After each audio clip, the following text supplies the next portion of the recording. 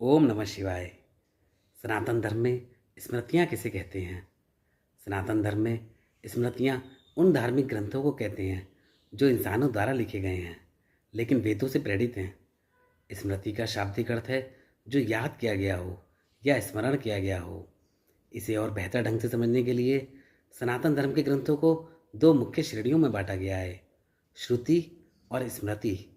श्रुति इसका अर्थ है जो सुना गया हो। इसमें मुख्य रूप से वेद शामिल हैं।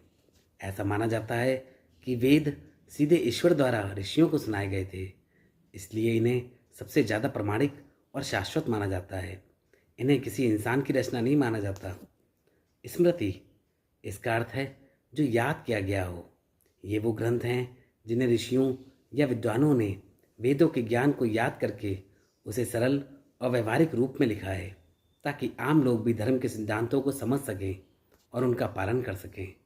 ये ग्रंथ समय और समाज की ज़रूरत के हिसाब से बदलते भी रहते हैं। स्मृतियों में का जो साहित्य है वो बहुत विशाल है और इसमें कई तरह के ग्रंथ शामिल हैं, जैसे धर्मशास्त्र, पुराण, इतिहास। धर्मशास्त्र की बात करें तो ये वो ग्रंथ हैं जो सामाजिक आचार विचार, नियमों, कर्तव्यों और कानून से संबंधित हैं। इनमें सबसे प्रसिद्ध मनुस्मृति, याज्ञवल्क्य स्मृति और पराशर स्मृति हैं। ये ग्रंथ राजा के कर्तव्य, विवाह के नियम, वर्ण व्यवस्था और दंड विधान जैसी बातों पर मार्गदर्शन देते हैं। पुराण इनमें देवी देवताओं की कहानियाँ, सृष्टि की उत्पत्ति, राजाओं का इतिहास और धर्म की शिक्षाएं दी गई हैं, जैसे भगवत पुराण और विष्णु पुराण।